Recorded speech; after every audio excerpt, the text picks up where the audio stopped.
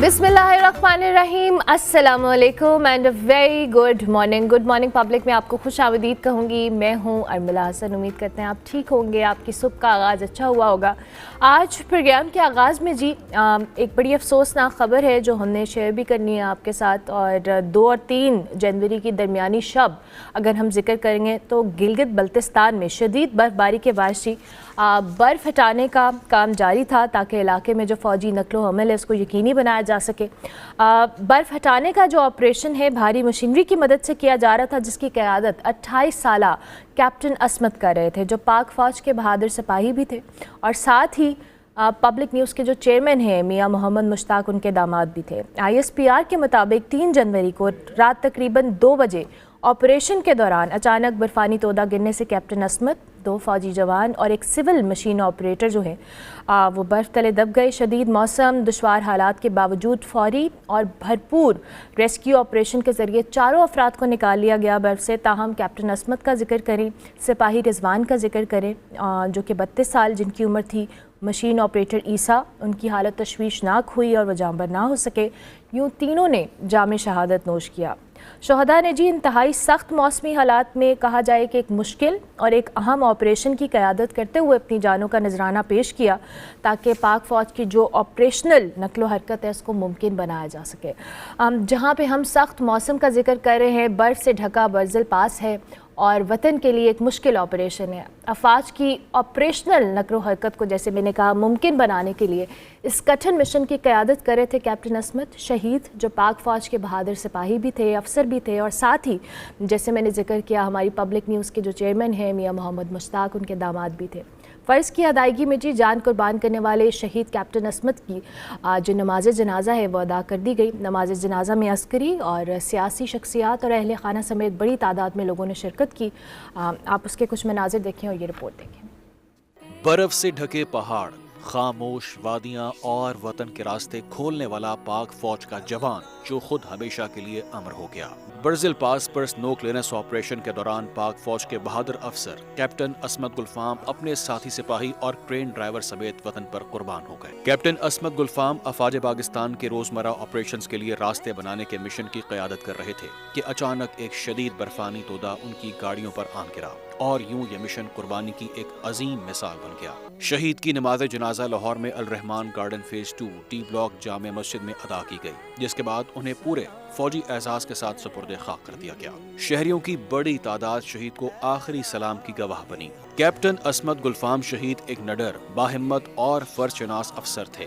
वो अल रहमान डेवलपर्स और public news के चेयरमैन मियां मोहम्मद मुश्ताक के दामाद थे, मगर सबसे बढ़कर वो पाकिस्तान के बेटे थे। ये कौम अपने मुहाफिजों को सलाम पेश करती है जो खुद मिटकर वतन के रास्ते रोशन करते हैं। कैप्टन असमत गुलफाम शहीद, आप चले गए मगर आपकी कुर्बानी हमेशा जिंदा रहेगी। अल्लाह शहीद के दर्जात बुलंद करे और अहले खाना को सब्र दे। बड़ा मुश्किल होता है जी फैमिलीज़ के लिए भी, और जाहिर है जो लोग ऐसे शहादत का मर्तबा हासिल करते हैं। अच्छा जी, प्रोग्राम में आगे बढ़ते हैं। अब कुछ बात करेंगे हम इंटरनेशनल ख़बरों के हवाले से। 3 जनवरी 2026 का जिक्र करें तो वेनेज़ुएला में जी होने वाली एक गैर मामूली और अचानक अमरीकी फ़ौजी कार्रवाई का जिक्र करें तो उसने आलमी सियासत में कहा जाए कि एक हलचल मचा दी है। अमरीकी हुकाम के मुताबिक अमेरिकन जो नेशनल फोर्सेस हैं उन्होंने वेनेज़ुएला के सदर को वेनेज़ुएला के अंदर एक ऑपरेशन करके गिरफ्तार किया और उनको अमेरिका मुंतकिल किया गया, जहाँ पर सदर पर मंशियात स्मगलिंग और जो मुबैना नारकोटिज्म के तहत इल्ज़ामात के तहत मुकदमा चलाया जा रहा है। वाइट हाउस का जी ये भी दावा है कि अमेरिका जो आर्जी तौर पर वेनेज़ुएला के इंतज़ामी अमूर को संभालेगा जब तक वहाँ पर एक महफूज और मुनासिब किस्म का इन्वायरमेंट या सियासी मुंतकिली नहीं हो जाती। इस कार्रवाई को वेनेज़ुएला की जो हुकूमत है उसने सख्ती से मुस्तरद किया है और वेनेज़ुएला की सुप्रीम कोर्ट ने जो नायब सदर हैं उनको अबूरी सदर मुकर्रर करने के हवाले से कहा है, और जबकि जो उनके सदर हैं उनकी गिरफ्तारी को गैर कानूनी करार दिया गया है। ये वाज़ेह किया गया है कि वेनेज़ुएला के वाहिद आइनी सदर जिनको गिरफ्तार किया है अमेरिका की जानिब से, मुल्क किसी भी सूरत में किसी गैर मुल्की ताकत का कॉलोनी उसको नहीं बनने दिया जाएगा। ऐसी सूरत हाल जी जहां पर अभी उनको न्यूयॉर्क की एक जेल में रखा गया है और फिर उसके अलावा उन्हें जो मैनहट्टन है उस अदालत की वफाकी अदालत में पेश किया जाएगा, जिसके तहत तमाम तर मामलात जो हैं उसको आगे फर्दर प्रोसिक्यूट किया जाएगा। लेकिन उसके साथ साथ इस सारी कार्रवाई के ऊपर अमेरिका के अंदर भी एहतजाज हो रहे हैं और जो सलामती कौंसिल का इजलास है वो भी हंगामी बुनियादों पर बुलाया गया है। सारी सूरत हाल पर हम ज़रा तज्जिया ले लेते हैं। माहिर बैनुल अक़वामी अमूर डॉक्टर फ़राह नाज हमारे साथ मौजूद है। Thank you very much doctor Farah, बहुत शुक्रिया आपके वक्त का कि आपने में ज्वाइन किया। मैं चाहूँगी इस ओवरऑल सिचुएशन पे, जबकि हम ऑलरेडी इंटरनेशनल एरेना के ऊपर देख रहे हैं बहुत सारी ऐसी डेवलपमेंट्स हैं जो दुनिया में सम हाउ कहीं ना कहीं एक डिस्टर्बेंस क्रिएट कर रही हैं, और ऐसी सूरत हाल में दो के ये मामला अमेरिका इस चीज़ के ऊपर हम बहुत दफ़ा डिस्कशन भी करते हैं, लेकिन ये सारी सिचुएशन जो वेनेजुएला के अंदर हुई है, आप इसको किस नज़रिए से देखती हैं? Good morning Armila. जो भी हुआ है वेनेजुएला में, I think this is I can't say that this is unprecedented. We have seen many such kind of incidences in the history of America as well.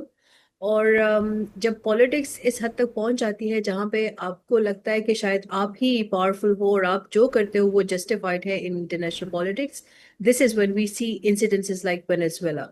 America के लिए ये क्या जैसे आवाज़ें उठ रही है from within America and even across the globe as well कि जो भी हुआ है वो इलीगल है। बट क्या ये इलीगल है?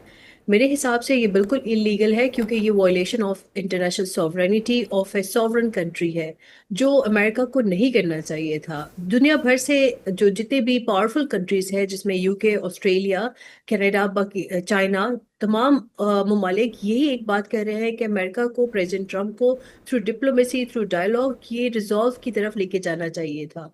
बट अमेरिका फोर्स के थ्रू इसको सॉल्व करने की कोशिश कर रहा है, और ये इसके साथ एक नारा लगा रहा है कि America is going to get hold of Venezuela politics और उसको लुक आफ्टर करेगा। तो ये by all ways and means it's not justified in international politics. International politics में दो America being the sole super power of the world, इसको फिर भी वो जो बेसिक नॉर्म्स होते हैं पॉलिटिक्स के वो उसको फॉलो करने पड़ेंगे। एंड सेकेंडली जो अमेरिका से एजिटेशन आ रही है वो यही है कि प्रेसिडेंट ट्रम्प ने जब इलेक्शन कैंपेन कर रहे थे तो वो एक नारा लगा रहे थे कि when he will be in power, when he will be running the country, America will be first. So where is America first? जहाँ पे इन्होंने प्रॉमिस किया था अपने लोगों के साथ कि अमेरिका किसी भी जंग का हिस्सा नहीं बनेगी, लेकिन यहाँ हम देख रहे हैं कि अमेरिका ना सिर्फ यूक्रेन में जंग का हिस्सा बना, गाजा में जंग का हिस्सा बना, ईरान में जंग का हिस्सा बना, और यहाँ पे वेनेजुएला में भी उन्होंने अटैक कर दिया। और ये पहली दफ़ा नहीं हुआ कि अमेरिका इतने फोर्स से गया है किसी मुल्क की सॉवरेनिटी को इन्वेड किया। उसने इस वेनेजुएला के केस में इसने FA-35, FA-22, FA-18, EA-18 और B-1 बॉम्बर्स का इस्तेमाल किया। बट अनफॉर्चुनेटली वही B-1 बॉम्बर्स इन्होंने इराक के खिलाफ भी इस्तेमाल की हुई थी। So this is to me not something unique, it is something America is getting into these kind of nasty politics which does not suit America being the sole superpower of the world. अच्छा doctor Farah, भी आप जो बात कर रही हैं, एक तरफ तो दुनिया में अमन की बातें की जाती हैं और कहा जाता है कि जैसे आपने ख़ुद भी कोट किया कि बहुत दफ़ा कहा गया प्रेसिडेंट ट्रंप की तरफ से भी कि जो अमेरिका किसी भी जंग का हिस्सा नहीं बनेगा। इनफैक्ट बहुत सारी जंगें रुकवाने का क्रेडिट भी ट्रंप बार बार लेते हैं, जिसमें पाकिस्तान और इंडिया की भी वो बार बार जिक्र करते हैं। आई बिलीव एक तरफ समहाउ इस तरह की स्टेटमेंट्स आना और दूसरी तरफ इस तरह के एक्शंस होना, ये समहाउ आपस में ही कॉन्ट्रडिक्ट कर रहे हैं, और उसकी वजह से डोंट यू थिंक कि विद इन द अमेरिका, जो कि ऑलरेडी बहुत ज़्यादा एक डाउट्स हैं, बहुत सारी एक जो कहने लोगों को कंसर्न्स हैं अमेरिका के इस तरह से इंटरवीन करने के दूसरे ममालिक में, बिकॉज पहले हमने देखा था कि इस केस में कहा जाता था कि जी अमेरिकन फ़ौजी जो हैं या अमेरिकन अवाम जो है वो क्यों किसी की जंगों में पार्टिसिपेट करके अपनी जाने दे। देखिए अर्मिला, एक चीज़ हम लोगों ने देखा है कि वर्ल्ड वॉर 1 और 2 में अमेरिका डायरेक्टली कभी इन्वॉल्व नहीं हुआ, right? It was always and all, वो कहते हैं ना, हमेशा ये इनडायरेक्टली ही इन्वॉल्व रहा है। But recently with, as I quoted, कि जब इन्होंने इराक पे हमला किया, that was direct involvement of America, which was something unique to me. अभी जब वेनेजुएला में भी हुआ है, ये भी बहुत डायरेक्ट इन्वॉल्वमेंट है, and I think this by all ways in means does not suit America, American interest और उसके पोजिशन को इंटरनेशनल पॉलिटिक्स में। तो सबसे पहली चीज तो ये समझना होगा कि अगर आप सुपर पावर होते हो तो आपके पास क्या अनलिमिटेड इख्तियारात है? आप कभी भी किसी भी मुल्क की सॉवरेनिटी को इन्वेड कर सकते हो, और क्या आप किसी के सामने जवाबदेह हो या नहीं हो? सो टू मी, इंटरनेशनल कम्युनिटी के सामने अमेरिका फिर भी जवाबदेह है। इसीलिए तो यूएन से भी, उसके जो सिक्योरिटी काउंसिल है, वहां से भी एक आवाज उठ रही है कि this is not justified, this is illegal, right? और उसके साथ साथ अमेरिका के अंदर से भी आवाज उठ रही है कि you were there to help and secure our interest. अब ये आप किन चीजों में लगे हो? लेकिन अर्मला, एक चीज जो बहुत इंपॉर्टेंट है यहाँ पे कोट करना, कि क्या ये सिर्फ मुजावरत से रिलेटेड चीज है कि अमेरिका वाज वेरी अपसेट कि वो यहाँ पे प्रॉपर तरीके से नहीं आया हुआ, और लोग उससे खुश है ना खुश है? Is it all about this, या वो 300 बैरल्स की जो ऑयल रिजर्व्स है उसकी बात की जा रही है? सो हमें ये देखना होगा कि where is Venezuela standing. It is one of the highly riched oil resource country, और शायद ये थोड़े से नंबर्स सऊदी अरेबिया से भी आगे है when it comes to oil reserves. तो that makes Venezuela one of the most important countries in terms of resources. और अब जाके जब अमेरिका जाएगा वहाँ पे इनके लिए निज़ाम बनाएगा, उनके लिए लीडरशिप कायम करेगा, तो किस किस्म की लीडरशिप कायम करेगा? वही बात होगी जो शायद ज़ेलेंस्की के बारे में की जा रही है, कि ज़ेलेंस्की को भी प्लेस किया गया था। तो क्या वेनेजुएला में भी एक लीडर को प्लेस किया जा रहा है, और वो लीडर फिर क्या करेगा? We have even in the past कि जब उनके ऑयल शिपमेंट्स की जा रही थी, तो उनके शिपमेंट्स को उनकी ऑयल उठा के ली जाती। It was rightly in December last year, और वो उनके ऑयल्स को लेके जा रहे थे और कहते कि अब हम शिप्स भी लेंगे। तो इस तरीके की स्टेटमेंट्स अमेरिका से आना, it's a bit really below the belt. So America has all the powers, लेकिन वो पावर्स फिर भी आपको टेप किया जाता है। आप अकाउंटेबल हो इंटरनेशनल कम्युनिटी के आगे, आप अकाउंटेबल हो अपने लोगों के आगे। और जो नारा प्रेसिडेंट ट्रम्प का था कि America is going to be the first and Americans interest is going to be serve, the most important aspect of American politics, वो तो बिल्कुल अनफुलफिल्ड रहा। तो promises again broken for American people, and all those voters who voted for President Trump, they have been disappointed. बिल्कुल ठीक है doctor फरा। अब ये जिस हम चार्टर की खिलाफ वर्जी की बात कर रहे हैं, अक़वाम मुत्तहिदा की आज उनके सलामती काउंसिल का इजलास भी बुलाया गया है, आई बिलीव हमने, लेकिन इससे पहले भी देखा है जो गाज़ा के अंदर हो रहा है, जो कश्मीर के अंदर हो रहा है, ये इससे बड़ी वायलेशन तो हमने आई बिलीव के विटनेस भी नहीं कही है, जो होती चली आ रही है और पता नहीं कितने सालों से होती चली आ रही है। ये इजलास, ये मीटिंग्स, अमेरिका जैसी सुपर पावर जिसका आप जिक्र कर रही हैं कि जो क्लेम करती है, बट स्टिल समहाउ एक हिपोक्रेसी भी हम देख रहे हैं। आप समझती हैं कि इस पे एक्शन लिया जा सकेगा, या सिर्फ ये वही बातों की हद तक ही महदूद रहेगा? जिस हद तक अगर देखिए, बेस्ड ऑन प्रीवियस जो भी हुआ है in politics, America is very powerful, there is no doubt about it. और अगर सुपर पावर है तो उसके पास पावर है, and we should appreciate and acknowledge that. लेकिन क्या वो फुली कुछ भी कर सकता है? आई थिंक ये थोड़ा डिबेटेबल है। अमेरिका, फिर जैसे मैंने कहा इससे पहले भी, कि America still it is accountable to its people, it is accountable to the world community and to its जो भी इसके एलाइज है, इसको जवाब देना पड़ता है। तो आपके एक्शंस चाहे जो भी हो, आप अकाउंटेबिलिटी शो करते हो, and you have to act in a responsible fashion. अगर इसी तरीके से चलता जाएगा तो probably I can see many other powers popping up in the international system, और वो इसकी जो अमेरिका की जो पोजीशन है उसको चैलेंज करेंगे फिर, क्योंकि जितने ब्लॉक्स बनेंगे और इसके वो openly they will come and challenge American status को। तो ये इन चीज़ों को देखते हुए America has to come to terms with the international community. America has to listen to its people. इनका जो मैंडेट है, जो उन्होंने इलेक्शन के थ्रू आए हुए हैं, उनको फॉलो करना पड़ेगा। Otherwise it will be really getting testing time for America and President Trump to follow. And आपने एक बात की कि इट्स नॉट ओनली अबाउट कि इन्होंने जितने वॉयलेंट तरीके से डिफरेंट वॉर्स में कंट्रीब्यूट किया है, बहुत सीज फायर्स भी प्रेसिडेंट ट्रम्प के हैट में फिक्स होती है, but they were like anything for peaceful purposes. I think Americans and the world community will appreciate and acknowledge that. लेकिन अगर आप जाते हो और आप B-1 बॉम्बर्स और अपने जो आर्मी, एयरफोर्स और नेवी का इस्तेमाल इतने वाहियात तरीके से करते हो, that's not a justified procedure. तो वो ना सिर्फ यूएन सिक्योरिटी काउंसिल में चैलेंज होगा, बल्कि वो वर्ल्ड कम्युनिटी के तमाम फोरम्स पे चैलेंज होगा. यही बात है कि जितने भी उसके स्ट्रॉन्गर एलाइज हैं, उन सब ने इसको कंडेम किया है. चाइना ने कंडेम किया है, अमेरिका के अपने एलाइज ने कंडेम किया है. Nobody appreciated it, nobody from not a single country the statement came out कि हम support करते हैं प्रेसिडेंट ट्रम्प को in their actions against Venezuela and President Maduro. तो ये तमाम चीज़ें it's not going in favor of. President Trump has to take some, मुझे कहते हैं ना, precautionary measures in understanding how international politics is played. हाँ, ये समझ आती है कि प्रेसिडेंट ट्रम्प के लिए this is last innings of his political career. तो उनको शायद वो प्रॉब्लम नहीं आ रही, because in American politics you cannot be elected more than twice. तो आप अगर ये समझते हो कि इसी टर्म में मैंने सब कुछ कर लेना है, तो आपका नाम हिस्ट्री में जैसे बहुत सारे लीडर्स हैं, आपका नाम भी उन्हीं में शुमार किया जाएगा. Probably you will not be appreciated, and this is just the beginning of his second tenure. तो उनको थोड़ा सा हौसला लेके, थोड़ा सा हाथ होला रख के चलना पड़ेगा. बिल्कुल ठीक है. Thank you very much doctor Farah, बहुत शुक्रिया. डॉक्टर फ़रा नाज हमारे साथ मौजूद थी, माहिर बैनुल-अक़वामी अमूर. वेनेज़ुएला के अंदर जो सूरत हाल हुई, इस पर अपना तज्ज़िया दे रही थी. हम ब्रेक लेते हैं, ब्रेक के बाद वापस आते हैं.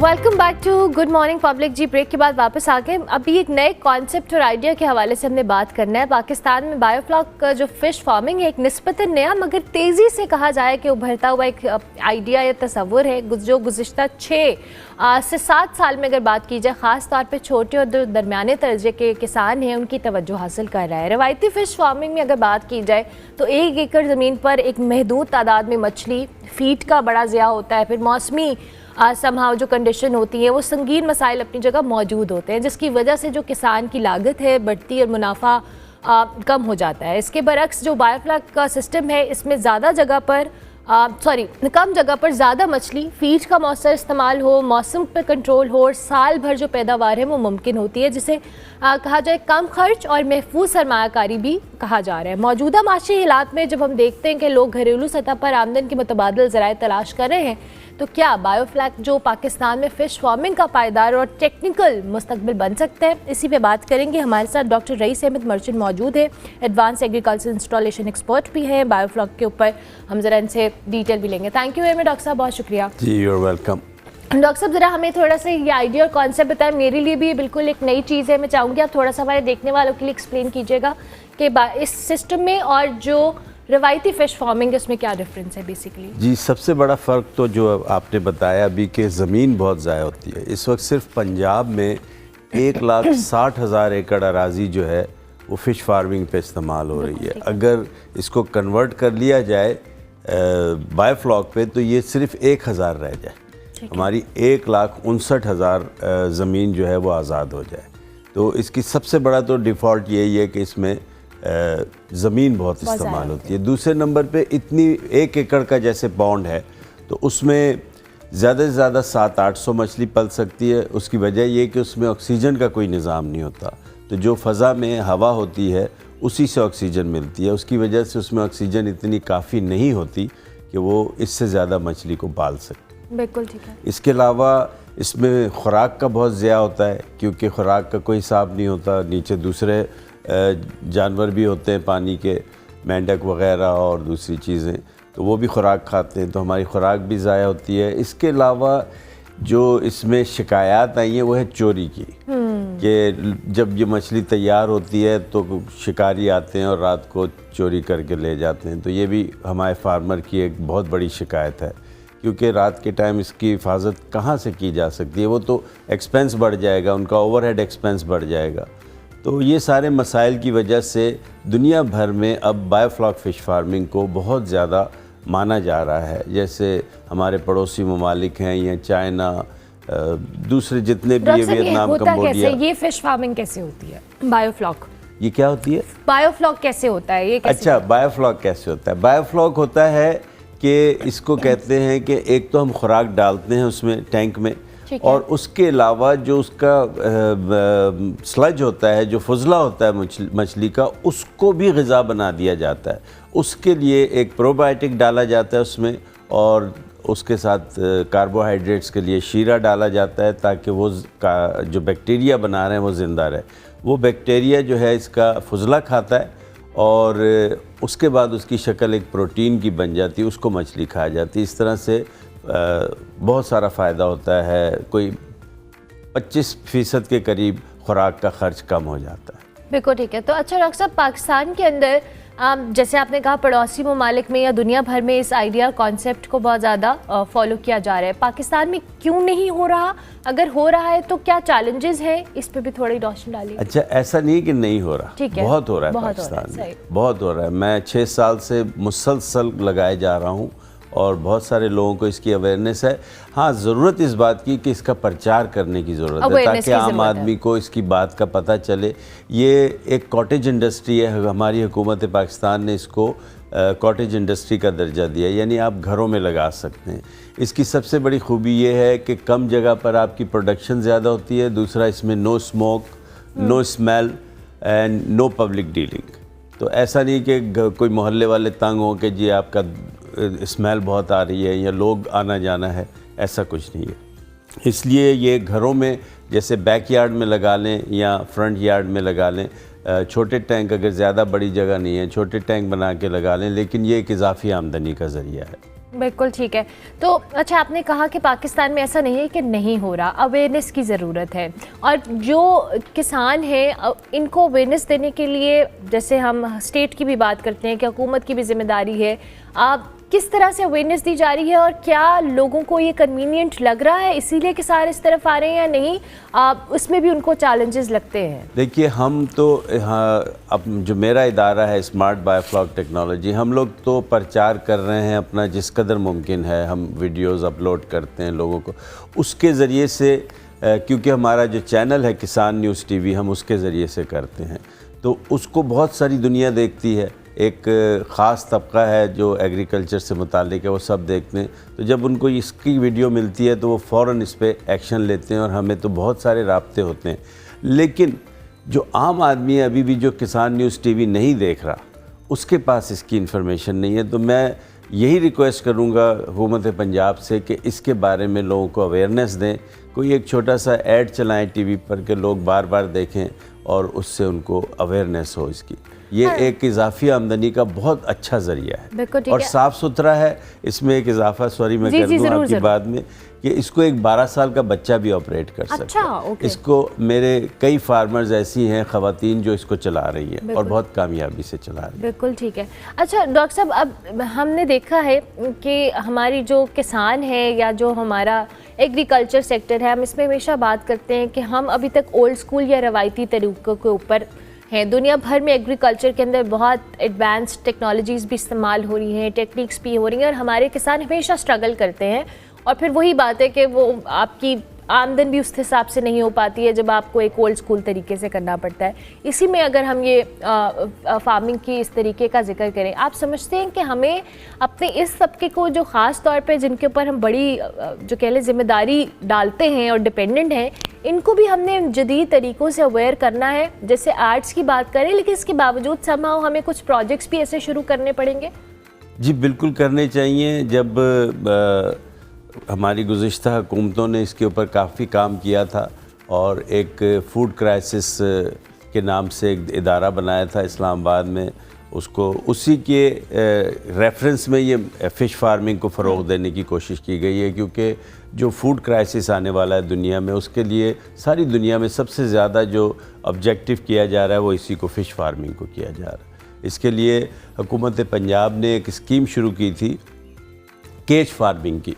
जो कि मुख्तलिफ डैम्स के अंदर वो केज लगा के दे रहे थे, उसको सब्सिडाइज़ भी कर रहे थे, फार्मर को बड़ा फ़ायदा था उससे, लेकिन गुज़िश्ता 3 साल से वो रुका हुआ है। मैं इसके लिए भी दरख्वास्त करूँगा कि इसको दोबारा कंटिन्यू क्यों किया डॉक्टर साहब जाए। रुका क्यों हुआ है? मेरा ख्याल है कि हुकूमत दूसरे मसाइल में इतनी मुब्तला है और हमारे पास एकदम शॉर्टेज ऑफ मनी हो गई थी, ख़जाना खाली हो गया था।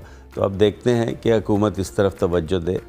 बिल्कुल ठीक है। जैसे आपने कहा डॉक्टर साहब आपका इदारा काम कर रहा है किसानों को अवेयर करने के लिए भी, उनकी हेल्प करने के लिए भी, but at the end of the day एक इदारे या 2 इदारों से काम नहीं चलेगा। नहीं चलेगा। हमें इसके लिए बड़े पैमाने के ऊपर रिफॉर्म्स और चेंजेस लाने की कोशिश भी करनी है और इसकी ज़रूरत भी है। जी बिल्कुल, इसका आम लोगों को जब पहुंच जाएगी, इसकी अफादियत का पता चल जाएगा, तो आप देखिएगा कि हम किसका। अच्छा, ये कॉटेज इंडस्ट्री का एक फ़ायदा ये होता है कि सबसे ज़्यादा दुनिया में जो तरक्की की है चाइना ने, मलेशिया ने, इंडोनेशिया, ये कॉटेज इंडस्ट्री से ही की है। कॉटेज इंडस्ट्री का मतलब ये होता है कि हर घर में एक इंडस्ट्री छोटी सी लगी हुई है और उससे ज़ाहिर है कि फ़्लो अच्छा हो जाता है कैश का। बिल्कुल ठीक है डॉक्टर साहब। इन द एंड हमारे प्लेटफॉर्म से आप इस बायोफ्लॉक जो हम फ़िश फार्मिंग का जिक्र कर रहे हैं, इस कॉन्सेप्ट की बात करें, कुछ भी कहना चाहें, कैमरा इज़ ऑल योर्स। जी मैं यही कहूँगा, हुकूमत से तो मेरी दरख्वास्त यही है कि केज फार्मिंग को दोबारा शुरू किया जाए। दूसरे नंबर पे मेरे हर फार्मर ये कहते हैं कि हुकूमत क्या कर रही है। अगर हम बनवा रहे हैं आपसे टैंक तो हुकूमत हमें कोई ऐसा इंसेंटिव दे, जैसे इनकी हैचरीज़ हैं वहाँ से हमें कम कीमत में बच्चा मिल जाए, अगर सीड वहाँ से मिल जाए कम कीमत में। कुछ किसान जो हैं वो ये चाहते हैं कि कोई इन्वेस्टमेंट हो, हुकूमत कोई ऐसा कर्ज़ा मुहिम स्टार्ट करे, जैसे लोन की कोई ऐसी बैंकों में चीज़ हो कि जिसके ज़रिए से लोग इसमें ज़्यादा से ज़्यादा शामिल हों।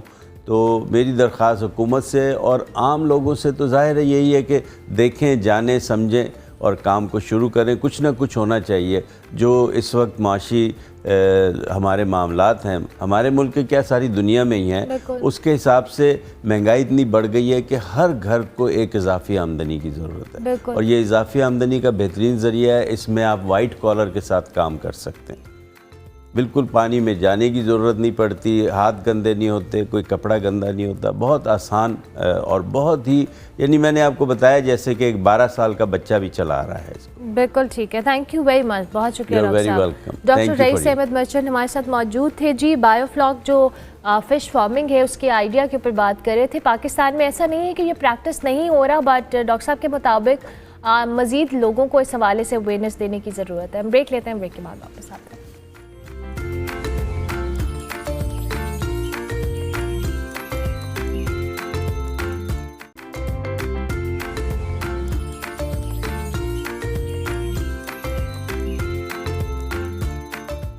Welcome back to good morning public. जी, ब्रेक के बाद वापस आ गए हैं। अब बात करेंगे नादरा ने शहरियों को जो शनाख्ती खदमात हैं उनके घरों के करीब फराहम करने के लिए एक अहम और अमली कदम उठाया है। ई सहूलत फ्रेंचाइज पर खदमात का जो पायलट मनसूबा है वो शुरू कर दिया गया है। इस मनसूबे के तहत जो गुमशुदा शनाख्ती कार्ड है उसकी रीप्रिंटिंग हो और तजदीद हो अब मुंतखब ई सहूलत मराकज़ से मुमकिन होगी, जिसका आगाज़ इस्लामाबाद, रावलपिंडी, लाहौर और कराची से किया गया है। इब्तदाई मरहले में जी 18 ई सहूलत फ्रेंचाइजेस पर नादरा का नामजद जो अफसर है वो मौजूद होगा, जबकि खदमात जो है नादरा की मुकर्रर फीस के साथ सिर्फ 100 रुपये इजाफी सर्विस चार्जेस पर फराहम की जाएंगी। इसके साथ साथ जी नादरा ने फिंगरप्रिंट्स की जो तस्दीक है इसमें मुश्किलात का सामना करने वाले जो सीनियर सिटीजन्स हैं, जिसमें बुजुर्ग और बीमार शहरी हैं, उनके चेहरे की शनाख्त पर मबनी बायोमेट्रिक तस्दीक मुतारिफ करवाई है, जिसके तहत 20 जनवरी से तमाम नादरा मराकज़ में बायोमेट्रिक सर्टिफिकेट जारी किए जाएंगे।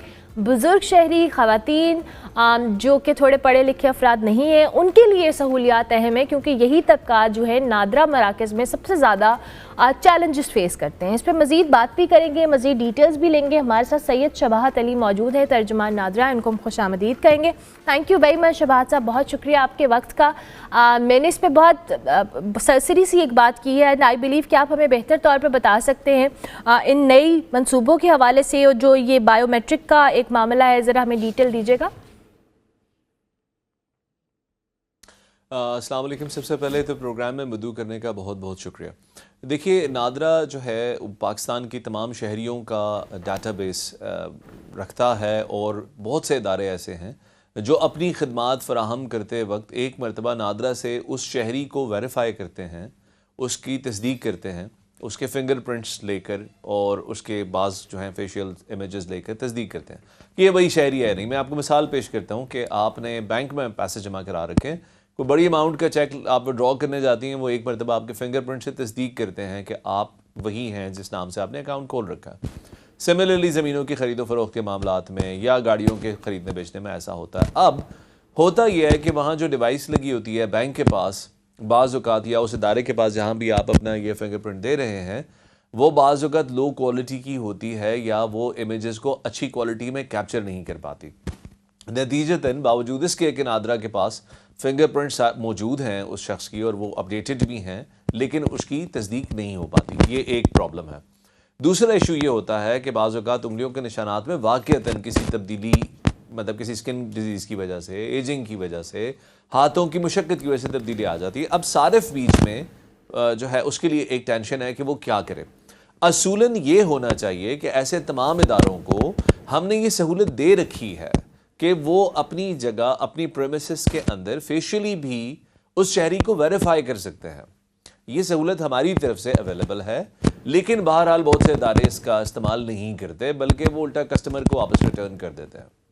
नतीजतन कस्टमर वापस आके हमसे कुछ सर्टिफिकेट मांगता है, तो हमने इस सर्टिफिकेट का इजरा किया है जो कि 20 जनवरी से सिर्फ 20 रुपए के एवज शहरी को दे दिया जाएगा। इसमें आपकी वो तस्वीर होगी जो आज के दिन में आपकी पिक्चर है, और वो तस्वीर होगी जो आपने लास्ट टाइम शनाख्ती कार्ड जब अपना लिया था तो उस दिन की जो आपकी पिक्चर थी, वो दोनों होंगी।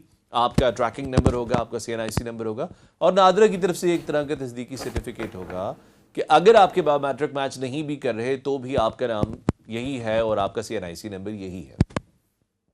ठीक है। अच्छा शहबाज साहब, ये तो आपने ठीक है, ये बड़ी कन्वीनियंस है समहाउ, लेकिन बहुत सारे ऐसे जो मामलात होते हैं जिसमें सीनियर सिटीजन्स और जिनका आपने भी अभी जिक्र किया, उनको बड़ा चैलेंज होता है, बिकॉज हमने देखा है कि ओवर टाइम नादरा की सर्विसेज नो डाउट इम्प्रूव हुई हैं। आप लोगों ने अपनी ऐप के थ्रू भी बहुत सारी चीज़ों को कन्वीनियंट करने की कोशिश की है, बट इसमें आई बिलीव बहुत बड़ा एक फैक्टर अवेयरनेस का भी है, क्योंकि still last time I remember जब आपकी और मेरी बात हुई थी और आपने एप्लीकेशन के हवाले से भी हमें बताया था कि ऑनलाइन ये सारी चीज़ें हो सकती हैं, बट बहुत सारे लोग अभी भी रिलक्टेंट होते हैं, और वहाँ पर जो एक फुटफॉल होता है एक नादरा ऑफिस के अंदर, वो भी उसी तरह से मेंटेन रहता है, उसमें थोड़ी बहुत कमी आती है। इसको केटर करने के लिए आप लोगों ने क्या किया है?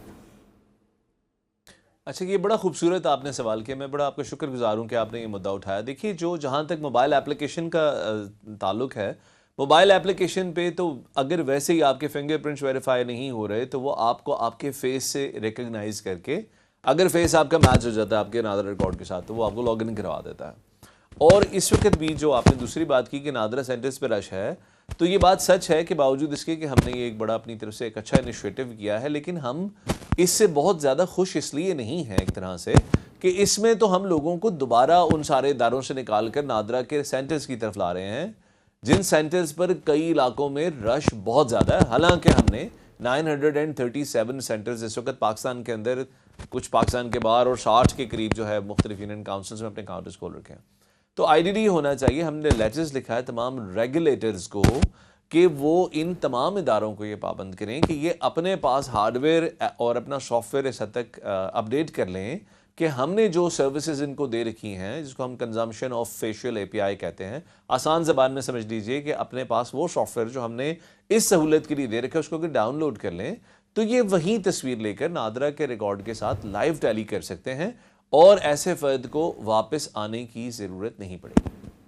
लेकिन अब ये जो इदारे इस चीज़ पे इम्प्लीमेंट नहीं कर रहे, इनके साथ आप लोगों की कोऑर्डिनेशन को आप कैसे मेक श्योर करें? बिकॉज वही बात है कि फिर at the end of the day जहाँ पर आप लोग अपना समहाउ बर्डन डिवाइड करने की भी कोशिश कर रहे हैं, अगर वो चीज़ घूम फिर कर नादरा के ऊपर ही आ रही है, तो फिर इतने सारे प्रोजेक्ट्स, इतनी सारी चीज़ों का को हासिल वसूल भी तो शहबाज साहब होना चाहिए ना, कि इदारों को भी आप इतना जब आप फैसिलिटेट कर रहे हैं तो why not, why they are not utilizing that opportunity और फैसिलिटी?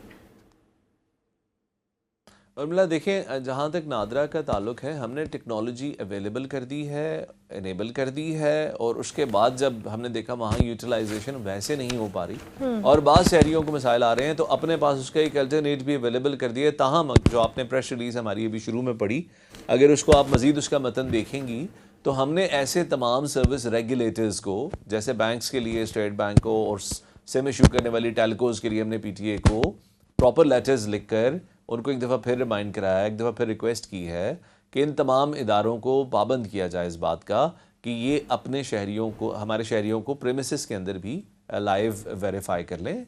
ताहम अगर इसके अंदर उनको कुछ वक्त लगता है तो जब तक हमारे सेंटर्स के ऊपर ये सर्विस हमने अवेलेबल कर दी है। ठीक है, इन द एंड हमारे प्लेटफॉर्म से शहबाज साहब आप कुछ कहना चाहें आवाम की अवेयरनेस के लिए? जिन जगहों पर आपने रश का जिक्र किया उस हवाले से मैं ये बताता चलूँ कि हमने अभी 18 सहूलत फ्रेंचाइजीज़ को, जो कि बुनियादी तौर पे कुछ इलाकों में किराने की दुकानें हैं, कुछ इलाकों में जनरल स्टोर्स हैं, कुछ इलाकों में प्रॉपर्टी के ऑफिसेस के अंदर हमारी ये फैसिलिटीज़ हमने दी हुई हैं। ये हमने 18 लोकेशंस के ऊपर जो इलाके रश वाले हैं, जहाँ हमारे सेंटर्स में ज़्यादा रश है, वहाँ हम आपको शनाख्ती कार्ड के लिए दरख्वास्त देने की सहूलत सहूलत फ्रेंचाइजी से दे रहे हैं। शर्त यह है कि आपने अपने पर्टिकुलर्स यानी कवायफ में कोई तब्दीली नहीं करनी। ये आप जाएंगे इन फ्रेंचाइजीज़ के पास या आपकी तस्वीर अपने मोबाइल से लेंगे और आपका जो शनाख्ती कार्ड की दरख्वास्त है वो सबमिट हो जाएगी। आगे चल के अगले मरहले में हम इस सहूलत को वहाँ एक्सटेंड करेंगे जहाँ दूर दूर तक 20, 25, 30 किलोमीटर तक नादरा का ऑफिस नहीं है, और फिर बड़ी तेज़ी के साथ हम इंशाल्लाह इसको रोल आउट करेंगे मज़ीद पाकिस्तान भर में। और आप देखेंगे कि इंशाल्लाह इस साल में 2026 का जो नया साल स्टार्ट हुआ है, हमारे इदारे का अज़्म है कि हमने नादरा के सेंटर्स पे जो रश लगता है इस मसले को बहुत बड़ी हद तक कट डाउन कर देना इंशाल्लाह। बिल्कुल ठीक है, thank you very much Shahbaz साहब, बहुत शुक्रिया। सैयद शबाहत अली तर्जुमान नादरा हमारे साथ मौजूद थे।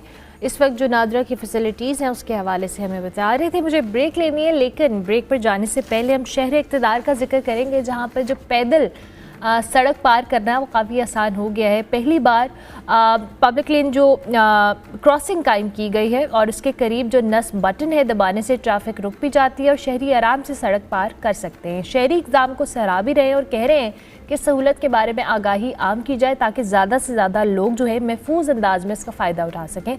इस्लामाबाद से हम वलीद मुख्तार की रिपोर्ट देखें। मैं मिलती हूँ ब्रेक के बाद। इस्लामाबाद की शाराए दस्तूर पर इस वक्त मैं मौजूद हूँ। माजी में हम मीडिया और सोशल मीडिया पर मुअज़्ज़ब ममालिक की जानिब से अपने शहरियों के लिए दी जाने वाली रोड क्रॉसिंग के लिए जो ज़ेब्रा क्रॉस था, इसके ऊपर जो अजाफी ट्रैफिक लाइट्स लगाकर पैदल चलने वालों के लिए सहूलत मुतारफ़ करवाई गई थी, उस हवाले से वीडियोस देखा करते थे। CDA की जानिब से इस्लामाबाद के रिहायशियों के लिए भी ये सहूलत मुतारफ़ करवा दी गई है। जो रेडियो पाकिस्तान का सिग्नल है शाराए दस्तूर के ऊपर, उस पर ज़ेब्रा क्रॉसिंग पे नए इशारे लगाए गए हैं, जहां पे बटन दबाने के बाद 15 सेकंड इंतज़ार करने वाले शहरी आसानी से ज़ेब्रा क्रॉसिंग के ट्रैक पर सड़क क्रॉस कर सकते हैं। उनके लिए दोनों जानिब की जो ट्रैफिक है वो रुक जाती है। आइए आपको दिखाते हैं कि ये खुदकार निज़ाम काम कैसे करता है। इस्लामाबाद की इस शारा यानी कॉन्स्टिट्यूशन एवेन्यू पर अमूमन ट्रैफिक का बहाव बहुत ज़्यादा होता है। सड़क क्रॉस करने के लिए जब एक शहरी इस रेडियो पाकिस्तान के सिग्नल को क्रॉस करना चाहे तो वो 15 सेकंड के लिए इस बटन को प्रेस करे, जिसके बाद सिग्नल ग्रीन होने पर वो बाआसानी सड़क क्रॉस कर सकता है। 15 सेकंड का वक्त शुरू होते ही आप बाआसानी ज़ेब्रा क्रॉसिंग के थ्रू सड़क क्रॉस कर सकते हैं।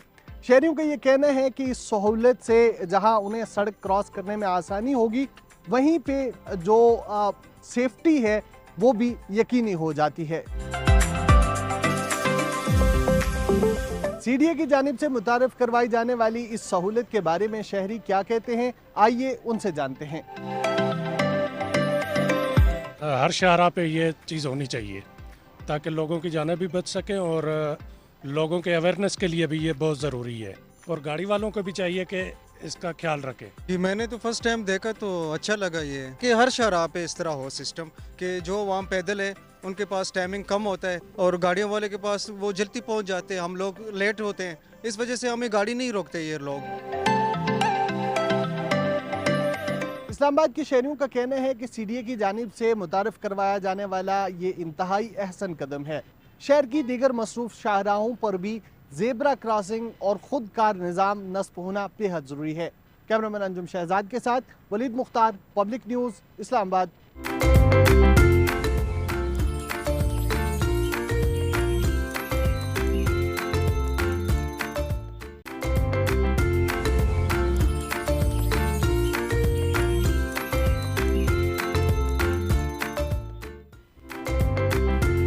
Welcome back to good morning public. जी ब्रेक के बाद वापस आ गए और अब हमने पंजाब के अंदर अच्छे होने वाले कामों में से एक और काम की बात करनी है। वज़ीर आला पंजाब मोहतरमा मरियम नवाज शरीफ की क़यादत में जी सूबे के सरकारी हाई स्कूल्स में एक तालीम के शोबे में एक बड़ी अहम पेशरफ सामने आई है, जहाँ इस साल 6000 जदीद स्टीम लैब्स कायम की गई हैं। इन लैब्स में robotics, applied artificial intelligence, machine learning जैसे जदीद मज़ामीन को बाकायदा निसाब और अमली तालीम का हिस्सा बनाया जा रहा है, ताकि जो स्टूडेंट्स हैं उनको फ्यूचर के लिए जो आलमी मार्केट है इसके तकाज़ों के मुताबिक तैयार किया जा सके। अहम बात यह है कि लैब्स के क़याम से पहले जो टीचर्स हैं उनकी वर्क फोर्स रेडीनेस पर तवज्जो दी जा रही है, जिसके लिए सीएम जो मरियम नवाज़ हैं उन्होंने next gen STEAM teachers training program भी शुरू किया है। इब्तिदा में 4 अजला से जी आगाज़ करके इस प्रोग्राम को पूरे पंजाब तक फैलाया जाएगा।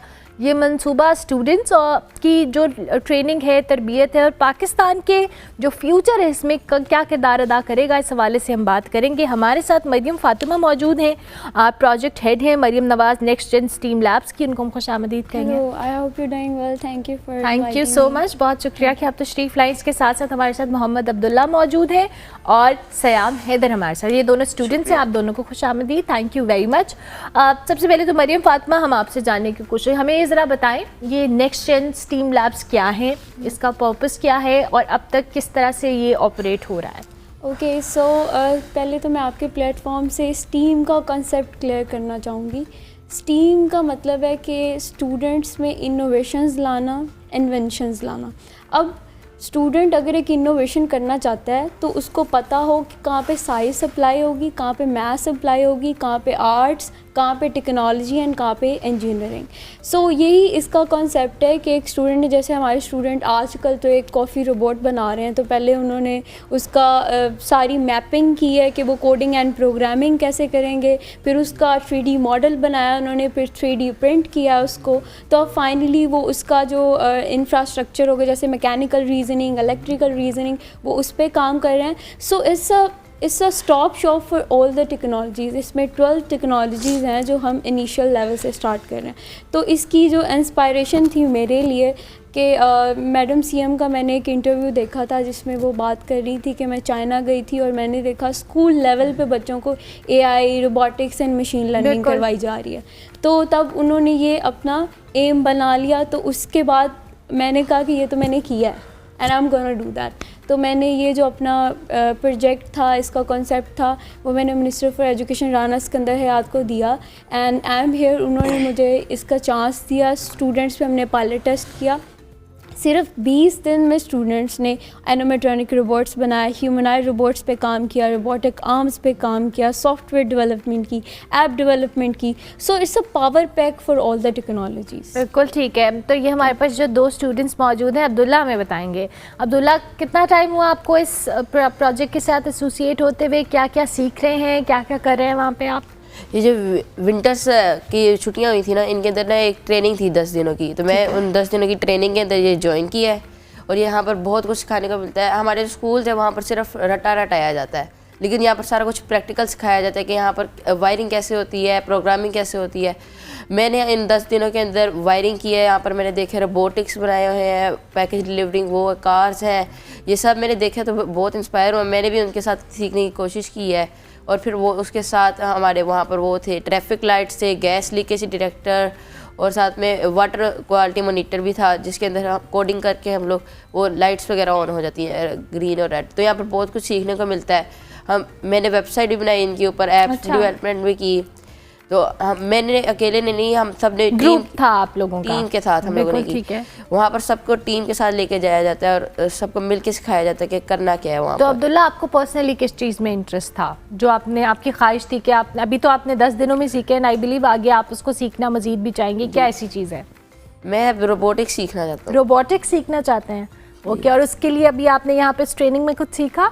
जी, उसके अंदर मैंने बहुत कुछ सीखा है। उन्होंने टीचर्स के साथ साथ बच्चे भी साथ साथ गाइड करते रहते हैं, जो पुराने बच्चे होते हैं वो भी साथ साथ गाइड वो भी आपको गाइड करते हैं। सयाम, आप बताएं, आप किस में इंटरेस्टेड थे और आपने यहाँ पे क्या लर्न किया?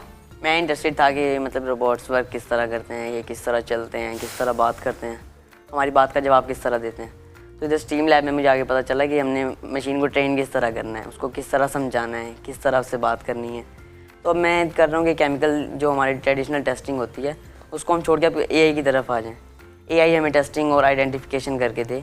अब हमें होता है कि हमने केमिकल के आइडेंटिफिकेशन के लिए पहले उसको टेस्टिंग करनी थी कि ये किस चीज़ के साथ रिएक्ट कर रहा है, किसके साथ नहीं रिएक्ट कर रहा।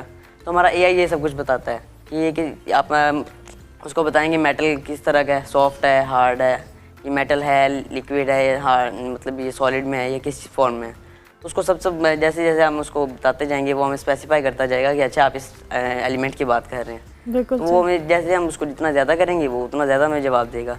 हम मशीन को फ़र्क करना सिखाते हैं चीज़ों में कि ये क्या चीज़ है, और अब हमारी मशीन बता सकती है कि इसमें अरमला कौन सी हैं, मरियम कौन है, हमारा अब्दुल्ला कहाँ बैठा है, सियाम कहाँ बैठा है। तो हमारी मशीन खुद ही बता सकती है कि कौन कहाँ बैठा है और क्या नाम है उसका, और अच्छा उसका मतलब पोस्ट क्या है, तो किस चीज़ के लिए बैठा है वो यहाँ पे। Wow, interesting. तो हमारा जो मशीन है वही सारे काम करती है, बस क्या है कि उसको ट्रेन करना चाहिए। ट्रेन करना है। तो सयाम मुझे ये बताएं कि जाहिर है ये आपने अभी बहुत कितना टाइम हुआ है आपको इसमें? मुझे 10 दिन की ट्रेनिंग 10 दिन की ट्रेनिंग थी। तो ये तो 10 दिन में आप लोगों ने काफ़ी कुछ सीख लिया है और आप लोग अभी जाहिर है ग्रुप्स के अंदर काम कर रहे हैं। अगर आप इसको आगे प्लान किए है कि विंटर ब्रेक के अलावा भी इसको आगे सीखना है? विंटर ब्रेक के अलावा ये तो हो गया ना विंटर ब्रेक, हम मतलब स्टीम लैब से निकलने का दिल ही नहीं करता, ऐसी जगह है वो। वहाँ पे सीखने को इतना कुछ मिलता है कि किताबों की दुनिया से निकल के बंदा प्रैक्टिकली जब काम करता है। प्रैक्टिकली सीख रहे हैं। प्रैक्टिकली होता है कि जब प्रैक्टिकली बंदा करता है तो उसे कभी कोई चीज़ भूलती नहीं है। बुक्स का क्या होता है कि बुक्स बंदे ने एक दफ़ा पढ़ी और भूल गया। हाँ, थ्योरी के अलावा आपको प्रैक्टिकल चीज़ें पढ़ने की वैसे भी इंटरेस्ट होता है। अच्छा मरियम, मुझे ये बताएं कि सारे स्टूडेंट्स तो आप लोग ट्रेन कर रहे हैं, टीचर्स की ट्रेनिंग किस तरह की होती है? ओके, सो टीचर्स को हम बेसिकली जैसे आप थर्ड वर्ल्ड कंट्रीज़ में देखते हैं, डेवलप्ड कंट्रीज़ में देखते हैं, तो जब AI आई, मशीन लर्निंग आई, रोबोटिक्स आई, तो टीचर्स को उस पर अपग्रेड किया गया। टीचर्स को मतलब वहाँ पे लिमिट किया जाता है कि जो 40 साल की उम्र का टीचर है उसने AI, robotics and machine learning करनी है ताकि वो आने वाले 20 साल तक बच्चों को पढ़ा सके। तो हमने भी इसी मॉडल को पाकिस्तान में लेकर आए हैं। हम अपने टीचर्स को अपग्रेड कर रहे हैं, उनकी प्रोफेशनल डेवलपमेंट कर रहे हैं कि वो अपने स्कूल में स्कूल लेवल पे AI कैसे इंटीग्रेट कर सकते हैं, वो अपनी क्लासरूम एनवायरनमेंट में AI कैसे इंटीग्रेट कर सकते हैं। जैसे आजकल मैंने टीचर्स को बताया कि आप बायोलॉजी को 3D मॉडल्स के थ्रू पढ़ाएं। अगर दिल स्टूडेंट को हार्ट के बारे में बताना चाहते हैं तो आप 3D मॉडल से पढ़ाएं। फिर आप जैसे हमारे स्टूडेंट्स ECG पे भी काम कर रहे हैं। एंड मेरा जो पर्सनली ये मिशन है कि मैं CM मरियम नवाज़ एक टेक फोर्स बनाऊं जो कि वर्ल्ड्स को सॉल्यूशंस दें और हमारी बनाई हुई इन्वेंशंस दुनिया यूज़ करे। उसमें मैंने 200 स्टूडेंट्स को अपने लेवल पे ट्रेन किया है फ्री ऑफ कॉस्ट, और मैं उनको इतना एम्पावर करूँगी और उनको under the leadership of madam CM कि वो बच्चे एक ऐसा कॉन्सेप्ट लेके आएंगे पाकिस्तान में, टेक शोज़ करेंगे पाकिस्तान में और टेक्नोलॉजी को बिल्कुल एक ऐसा हब बना देंगे, टेक्नोलॉजिकल हब बना देंगे इंशाल्लाह। अल्लाह करे ऐसा हो। तो मुझे बताएं, ये पायलट प्रोजेक्ट है ना, इसके बाद कितना टाइम या आप लोगों ने इस पर कोई टाइमलाइन रखी हुई है कि दीगर स्कूल्स के अंदर इसको आप लोग एक्सपैंड करने वाले हैं? यस, तो हमने पहले हाई स्कूल्स में 6000 स्टीम लैब्स बना ली है दिस ईयर, एंड उसके बाद 3000 स्टीम लैब्स। तो हाई स्कूल्स में बनाने का मकसद ये है कि ये इसकी 3 स्टेजेस होती हैं, foundational stage, exploration stage and advance stage. तो एक बच्चा जो होता है उसको हमने बिल्कुल ऐसे नहीं कि उसको एक नई चीज़ है, ऑब्वियसली 12 टेक्नोलॉजीज़ हैं, तो फाउंडेशनल स्किल्स बहुत इंपॉर्टेंट है। जैसे आपने लास्ट ईयर देखा है स्टीम कंपटीशन हुआ था, उसमें बच्चों ने किस तरह की इनोवेशंस की। तो ये जो हमारी स्टीम लैब है ये बच्चे को उस इन्वेंशंस का एक प्लेटफॉर्म देगी जहाँ पे वो वर्किंग स्टेशंस होंगे, इक्विपमेंट्स होंगे, रोबोट्स होंगे, तो वो उनको वहाँ पे computational thinking, technological behaviour, basically technology काम कैसे करती है, लॉजिक उनकी डेवलपमेंट करेंगे छोटी उम्र से। और इसका सबसे जो मुझे लगता है एक बेनिफिट हमें ये होगा कि आज तक हमारा जो एजुकेशन सिस्टम था वो पैसिव कंज्यूमिंग नॉलेज था, मतलब हम पैसिवली उसको कंज्यूम कर रहे थे सिर्फ, लेकिन अब ये एक्टिव नॉलेज क्रिएशन बनेगा, हमारी कंट्री में नॉलेज इकॉनमी आएगी। अल्लाह करे इंशाल्लाह जो आपने प्लान किया है इसमें आप कामयाब हो।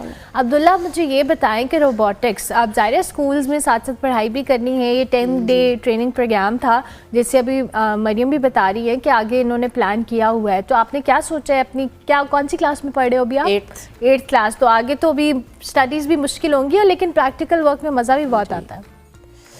तो ये जो प्रैक्टिकल वर्क होता है इसके साथ तो हम लोग फिर ना वो छोड़ नहीं सकते, क्योंकि प्रैक्टिकल वर्क होता है इसके अंदर मज़ा भरा आता है। तो जब हम लोग ये प्रैक्टिकल वर्क करते हैं ना, तो हमारा साथ साथ दिल करता है कि हम लोग ना पढ़ाई भी करें, क्योंकि जब प्रैक्टिकल वर्क करते हैं ना तो हम लोगों को पता चलता है हमारी पढ़ाई कितनी इंटरेस्टिंग है।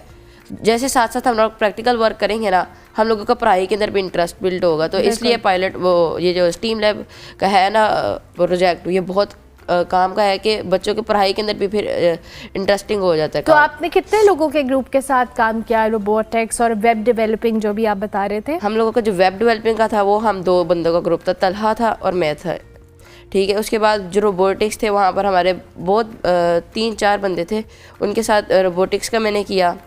फिर गैस लीकेज डिटेक्टर वगैरह का मैंने सिर्फ एक भाई के साथ किया था काम, उन्होंने मुझे गैस लीकेज डिटेक्टर की भी कोडिंग सिखाई, wiring.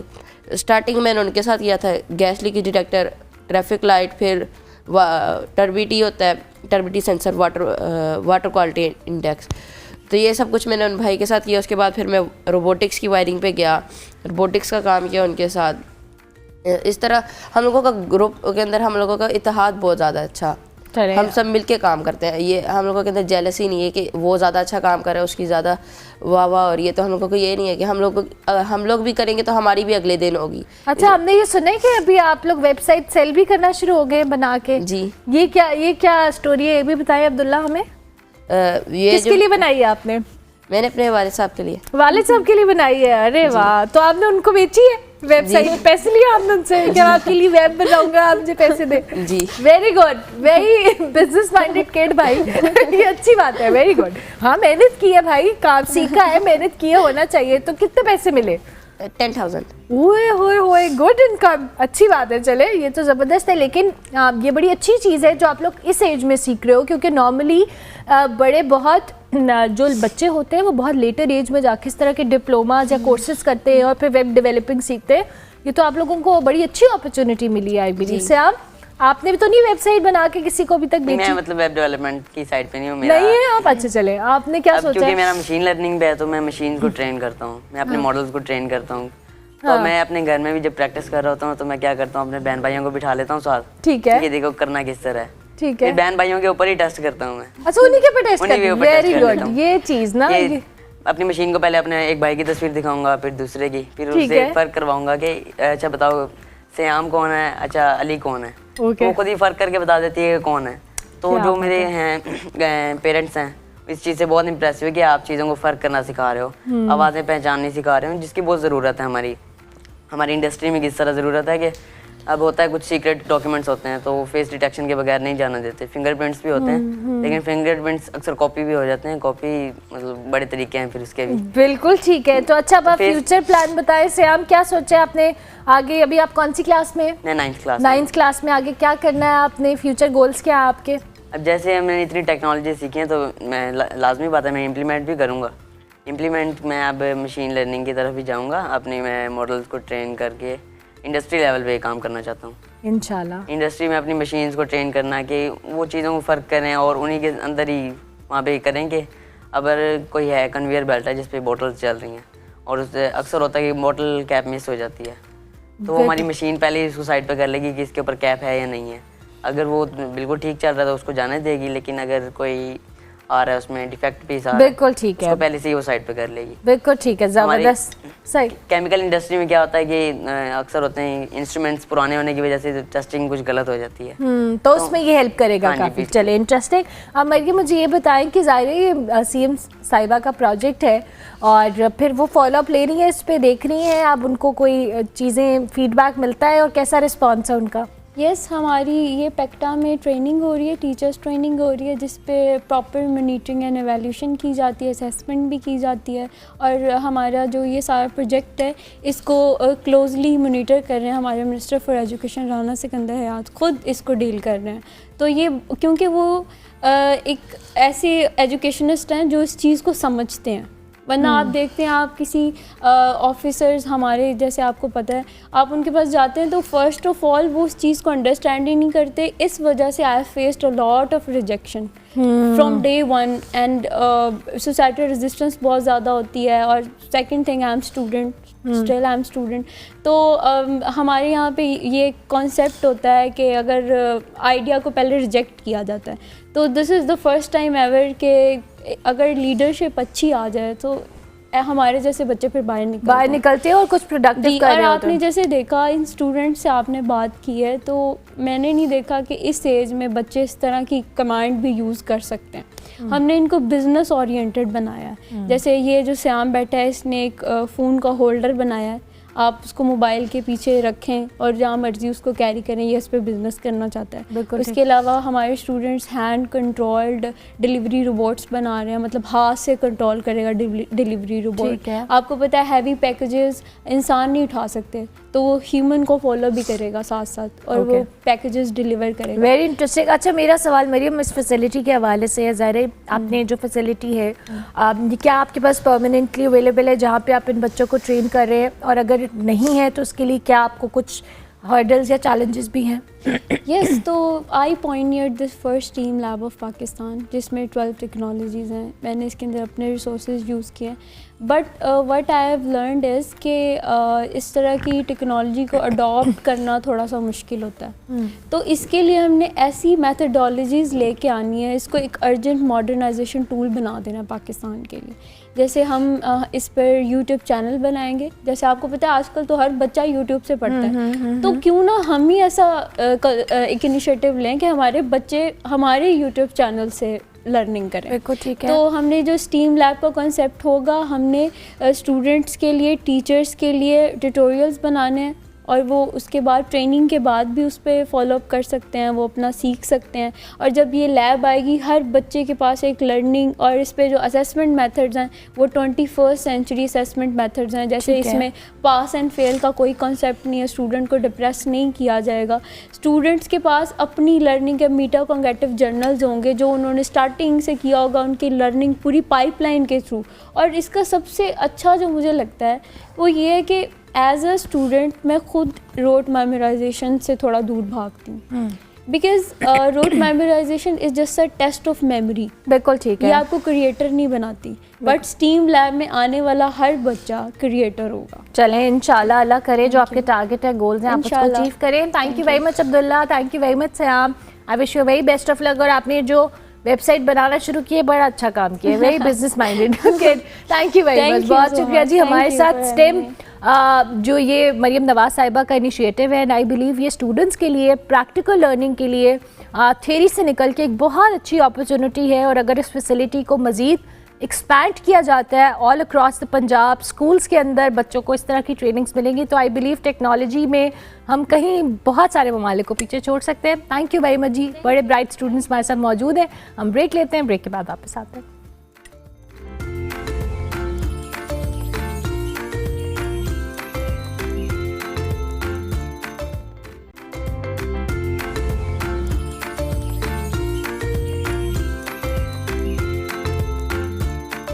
Welcome back to good morning public जी। पाकिस्तान की हिस्ट्री में पहली दफ़ा मार्शल आर्ट्स की पाकिस्तानी ख़वातीन ने क्यूकिसिन कराटे के इंटरनेशनल कंपटीशन में गोल्ड मेडल्स अपने नाम किए हैं।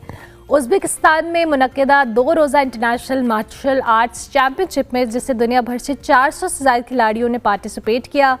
पाकिस्तानी जो ख़वातीन प्लेयर्स थीं, लाइबा रब नवाज़ और ईशा इरम, इन्होंने गैर मामूली कारकर्दगी का मुजाहरा किया। 2 गोल्ड मेडल्स और 1 सिल्वर मेडल जीतकर पाकिस्तान का परचम भी बुलंद किया। ये कामयाबी सिर्फ एक टूर्नामेंट जीतने की हद तक महदूद नहीं है जी, बल्कि इस कंसिस्टेंसी का भी हिस्सा है जो इससे कबल ईरान में होने वाली एशियन चैम्पियनशिप में तीसरी पोजीशन के साथ शुरू हुआ था।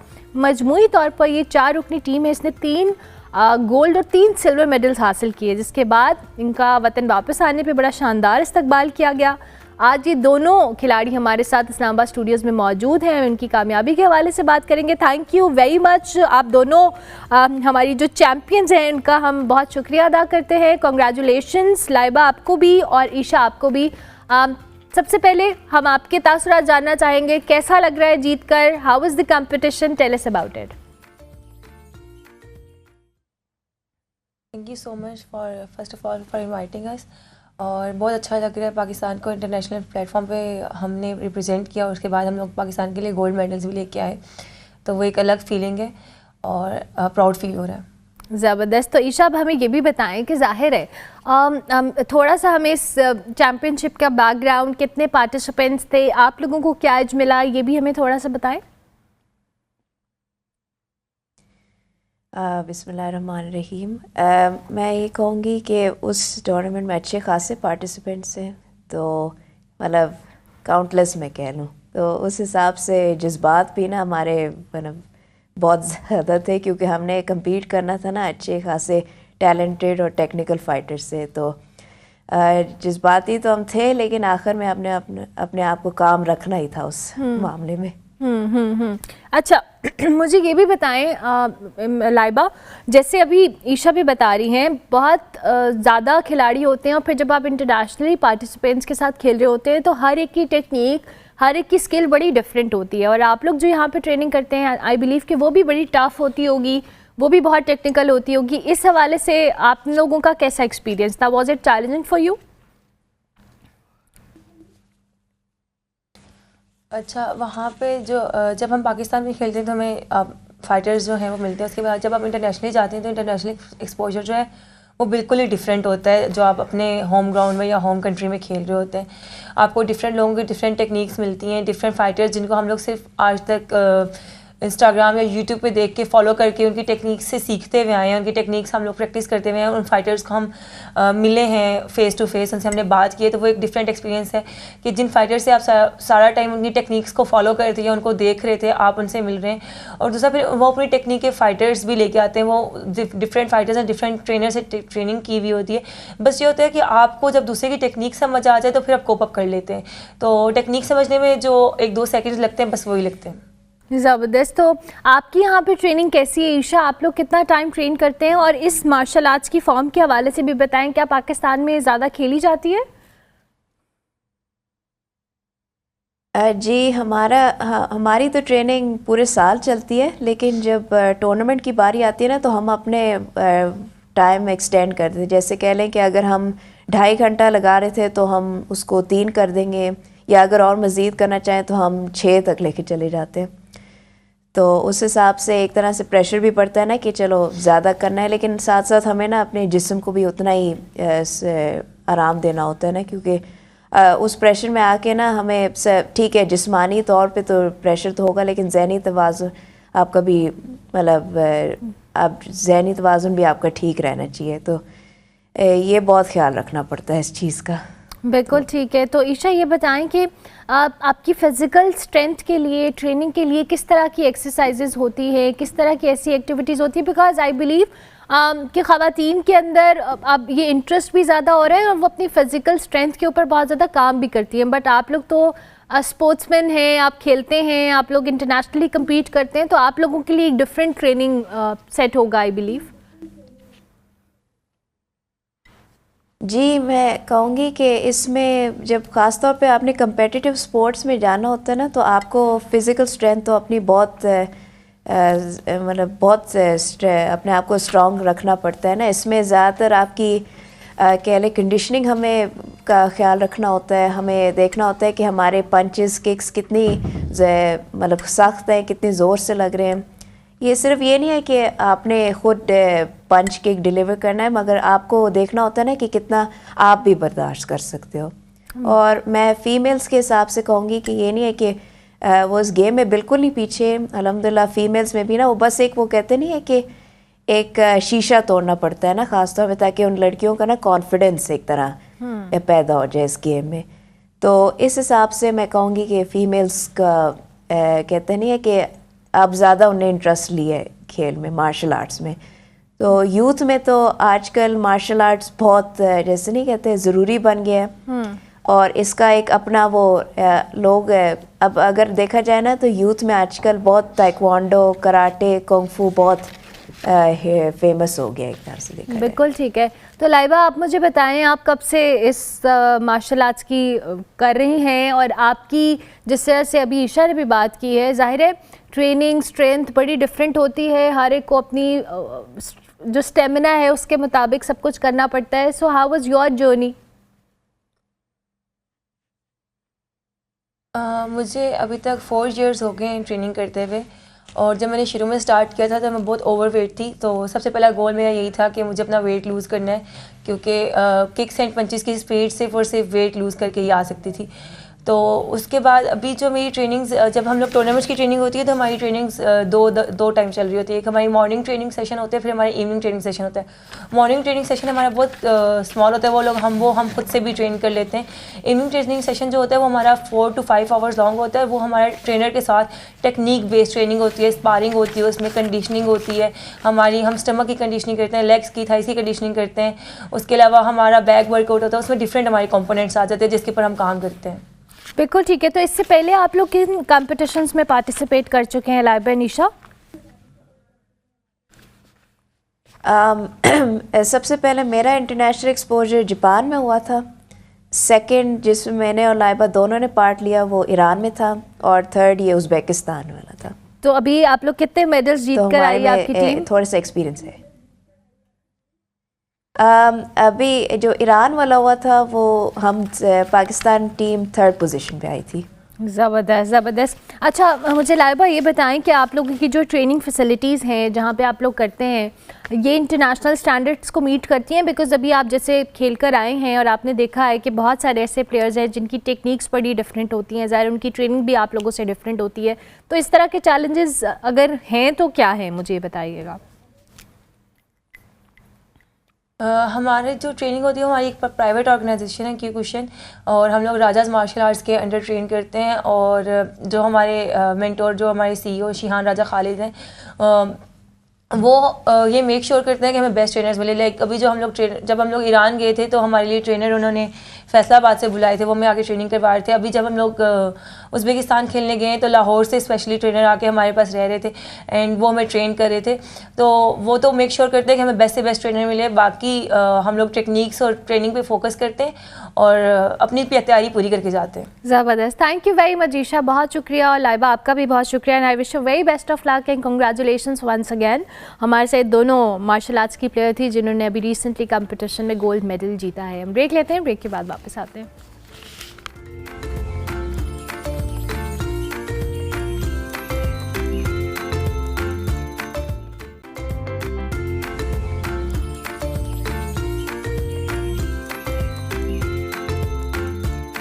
प्रोग्राम के आखिरी हिस्से में आपको खुशामदीद कहेंगे। पाकिस्तान में डिजिटल कनेक्टिविटी और इंटरनेट के इस्तेमाल के हवाले से हम बात करेंगे। हालिया बरसों के दौरान एक गैर मामूली इजाफा देखने में आया है जी, और जहां अब 96% अगर बात करें से ज़ायद घरेलू सारिफीन हो मोबाइल या स्मार्टफोन्स तक रसाई हासिल हो चुकी है। पाकिस्तान ब्यूरो ऑफ स्टैटिस्टिक्स के मुताबिक मोबाइल फ़ोन इस्तेमाल करने वालों की शरह 92% तक पहुँच गई है, जबकि 2025 में इंटरनेट इस्तेमाल 57% हो गया है, जो कि 2019 में सिर्फ 17% था। ये स्टैटिस्टिक्स सिर्फ तादाद तक नहीं बल्कि समाव हमारे रवैयों की तब्दीली की भी निशानदेही करते हैं, ख़ास तौर पर शहरी इलाकों में।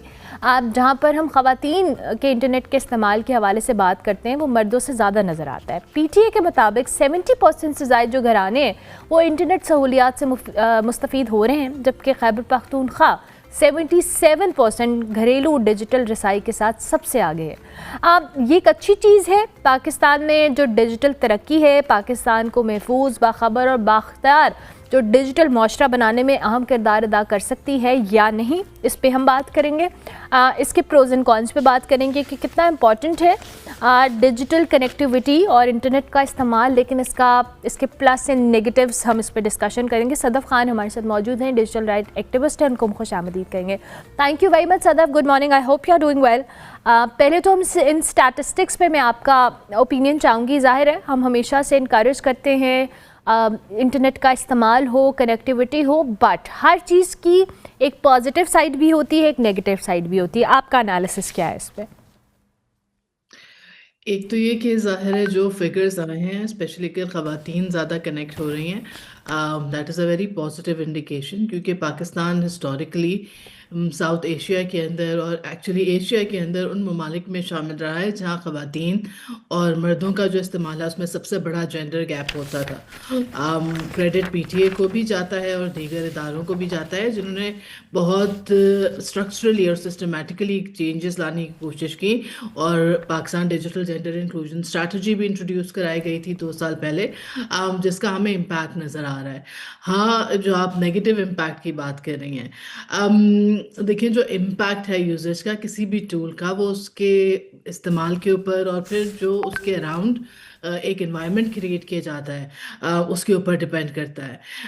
अभी भी मैं आप ही के विजुअल्स देख रही थी जो आप डिस्प्ले कर रहे हैं, स्पेशली ख़वातीन के जो इस्तेमाल है उसके बारे में कुछ मनफी तासुरात, कुछ मनफी परसेप्शंस पाई जाती हैं। जो विजुअल्स अभी डिस्प्ले हो रहे हैं आपकी स्क्रीन पे भी, उसमें ये देर ख़वातीन म्यूज़िक एंजॉय करती हुई या इस तरह की चीज़ों में नज़र आ रही हैं। हालांकि ख़वातीन का इस्तेमाल एक बहुत ज़्यादा जो मेजर इंफॉर्मेशन, एजुकेशन, इकोनॉमिक, जो अपनी एम्पावरमेंट है, वो सारी चीज़ों में भी ख़वातीन का बहुत ज़्यादा एक किरदार और इम्प्रूवमेंट हमें नज़र आती है और आएगी, क्योंकि व्हाट्सएप के ज़रिए भी लोगों ने अपनी छोटी छोटी, अगर आप केटरिंग की वो देख लें, लोग फ्रोज़न फूड बनाते हैं और व्हाट्सएप पे उसको डिस्प्ले कर देते हैं, या फेसबुक पेजेस के थ्रू स्मॉल बिजनेसेस रन कर रही हैं बहुत सारी ख़वातीन। However, जो सिक्योरिटी और सेफ्टी का मामला है, स्पेशली आज के दौर में जहाँ पर जनरेटिव एआई बहुत ज़्यादा कॉमन हो चुका है, और क्योंकि हम एक पिदरशाही माशरे का हिस्सा हैं, तो उसके अंदर ये जो डेंजर्स हैं, सेफ्टी सिक्योरिटी से रिलेटेड जो थ्रेट्स हैं, उनको अच्छी तरह टैकल करना और उनके अराउंड बोथ अवेयरनेस और लीगल, एक ऐसा लीगल सिस्टम क्रिएट करना जहाँ ख़वातीन एम्पावर हो सकें, उनको अपने हुकूक का पता हो और उनके पास ऐसी सहूलियात, ऐसे क़वानीन, ऐसे इदारे मौजूद हों जिनकी तरफ वो रुजू कर सकें अगर उन्हें ऑनलाइन सेफ्टी सिक्योरिटी के मसले दरपेश आ रहे हैं। तो अब जैसे जैसे तादाद बढ़ती जा रही है ख़वातीन की ऑनलाइन, ये जो सेफ्टी सिक्योरिटी वाली बात है, इसके ऊपर हुकूमत की तवज्जो और इदारों की तवज्जो इंक्रीज़ करने की बहुत ज़्यादा ज़रूरत है। अच्छा, अभी आपने जो बात की सदफ, ठीक है, आई पर्सनली बिलीव कि ख़वातीन की कंट्रीब्यूशन और बहुत सारी ख़वातीन के लिए ये बिजनेसेस रन करना स्मॉल स्केल के ऊपर, सोशल मीडिया का इस्तेमाल बहुत प्रोडक्टिव है, और मैं बहुत सारी ऐसी होम बेस्ड ख़वातीन को जानती हूँ जो अपने घरों से इतने अच्छे ज़बरदस्त बिजनेसेस रन कर रही हैं। बट आई बिलीव ये जो सिक्योरिटी एंड सेफ्टी का मैटर है, ये एक इतना इम्पॉर्टेंट फैक्टर है जिस पे इदारों को, जिनको हम क्रेडिट भी देते हैं कि उन्होंने कन्वीनियंस की है, उनकी ज़िम्मेदारी है। बिकॉज़ जहाँ पे एक पॉजिटिव साइड है कि ख़वातीन को एम्पावर किया जा रहा है, वहीं पे इसकी एक नेगेटिव साइड ये भी है कि बहुत सारी ख़वातीन एट रिस्क भी हैं इसके इस्तेमाल करने से, चाहे वो उसको पॉजिटिवली यूज़ कर रही हैं, बट सेफ्टी एंड सिक्योरिटी का मामला तो अपनी जगह मौजूद है। बिल्कुल, और ये जो सेफ्टी सिक्योरिटी के चैलेंजेस हैं, ख़वातीन की हरासमेंट, स्टॉकिंग, ब्लैकमेल, ये सारी चीज़ें बहुत अरसे से पाकिस्तान में एक बहुत मेजर इशू क्रिएट कर रही हैं। आपको ये पता ही है सबको कि जो prevention of electronics crimes act है, पीका का जो एक्ट है, वो 2014-15 में जब बनाया जा रहा था, तब सेफ्टी और सिक्योरिटी ख़वातीन की was used as a one of the most fundamental reasons के ये कानून बनाया जा रहा है। अनफॉर्चुनेटली अब ऑलमोस्ट 10 साल होने वाले हैं पीका को बन के। उसकी जो इम्प्लीमेंटेशन है, स्पेशली ख़वातीन की प्रोटेक्शन के हवाले से, वो बहुत ज़्यादा इफ़ेक्टिव साबित नहीं हुई, कारगर साबित नहीं हुई, और उसकी कुछ वजह तो रिसोर्सेज हैं। ये हमें मानना पड़ेगा कि जब FIA की साइबर क्राइम विंग थी, या अब जो NCCIA है, उनके पास इतने रिसोर्सेज ही अवेलेबल नहीं है। एक बहुत महदूद तादाद है उन स्टेशंस की जहां ख़वातीन जाकर अपनी कंप्लेंट्स दर्ज करवा सकती हैं, क्योंकि इस प्रोसेस के अंदर एक फ़िज़िकल प्रेजेंस बहुत ज़्यादा ज़रूरी है।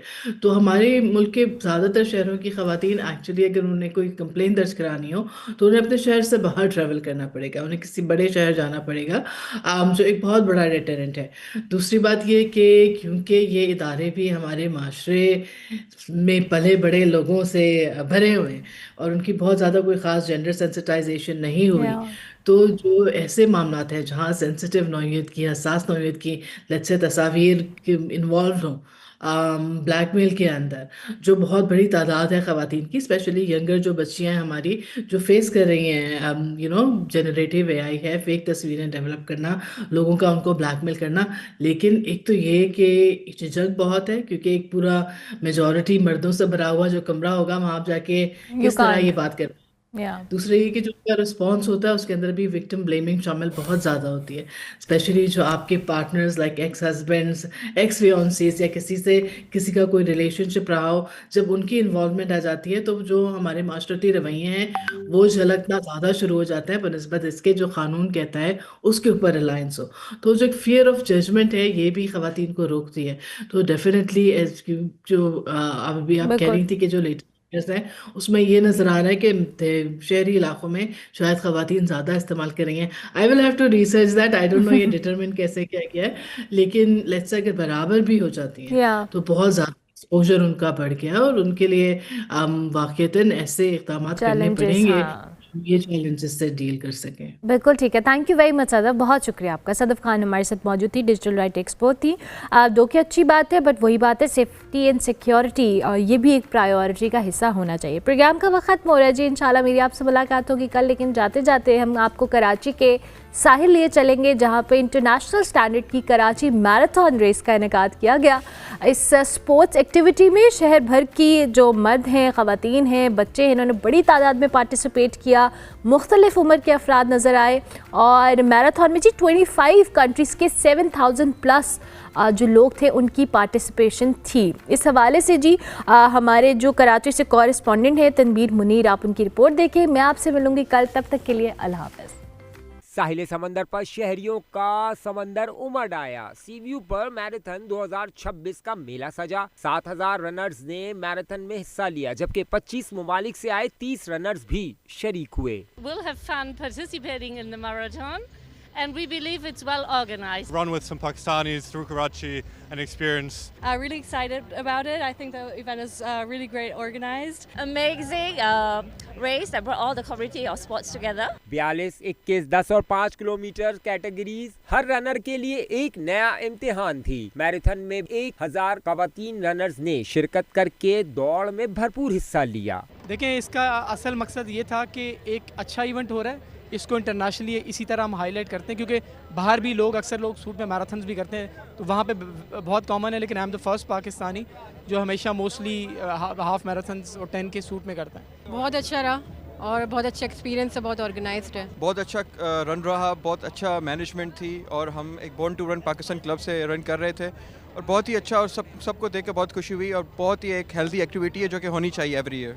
माशाल्लाह बहुत अच्छा रहा और हमारा फर्स्ट टाइम था 21 के, तो अल्हम्दुलिल्लाह इसको हमने किया है और बहुत अच्छी मैनेजमेंट थी। बॉर्न टू रन के साथ हम लोग ज्वाइन है, तो बहुत it was my first experience 21 के, अल्हम्दुलिल्लाह बहुत ज़बरदस्त एक्सपीरियंस रहा। Thank to born to run Pakistan, Suhail साहब आपका बहुत बहुत शुक्रिया मोटिवेशन देने के लिए। पाकिस्तान जिंदाबाद। बहुत अच्छी एक फीलिंग आती है कि हर कोई अपनी फिटनेस को, इन इवेंट्स को, इनको जो है वो अडेप्ट करना चाहते हैं, अपने लाइफस्टाइल का हिस्सा बनाना चाहते हैं। Wonderful experience. आप देखें हर उम्र के बच्चे, बूढ़े, औरतें, नौजवान, हर किस्म का बंदा, इधर के बाहर मुल्क के, तो इट वाज वंडरफुल रन। मैं समझता हूँ कि ये बॉडी से ज़्यादा दिमाग का इम्तिहान था और जिनका माइंड स्ट्रॉन्ग है वो मेरे ख्याल में इजीली कर जाएंगे ये रन।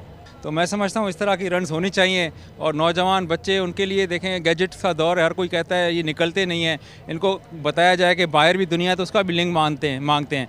तो मैं समझता हूँ कि ना, they should come out. Families को चाहिए, वो फैमिली गाला है, छोटे बच्चों को लेकर आएँ, इस तरह के इवेंट्स करें और ये इवेंट होने चाहिए। ये तो साल में एक दफ़ा होता है, मैं तो कहता हूँ साल में कम से कम 3 से 4 इस तरह के इवेंट होने चाहिए। फुल मैराथन में इसरार मोहम्मद खटक ने शानदार कारकर्दगी दिखाते हुए 42.1 किलोमीटर 2 घंटे 39 मिनट और 58 सेकंड में मुकम्मल की और कराची फुल मैराथन अपने नाम कर ली। जबकि वुमेन्स फुल मैराथन में सारा लोधी ने हौसले और हिम्मत की नई मिसाल कायम की। उन्होंने फुल मैराथन 3 घंटे 33 मिनट में मुकम्मल करके पहली पोजीशन हासिल की। I think it's a great initiative और हमें ज़्यादा से ज़्यादा इस तरह की इवेंट्स करनी चाहिए ताकि लोग इनकरेज हों और घर से बाहर निकले। आई सॉ बच्चे भाग रहे थे, बूढ़े भाग रहे थे, ख़वातीन, everyone was supporting each other. मुझे रास्ते में भी इतने सारे लोगों ने थम्स अप, तालियां, इट रियली इनकरेजेस यू। बहुत अच्छी एनवायरनमेंट थी, आई एम सो हैप्पी। मुंतज़मीन के मुताबिक कराची मैराथन का मकसद सिर्फ जीत नहीं बल्कि सेहतमंद जिंदगी, मुस्बत सोच और एक रोशन कराची है। कैमरामैन अशफाक सहुतरा के साथ तनवीर मुनीर, पब्लिक न्यूज़ कराची।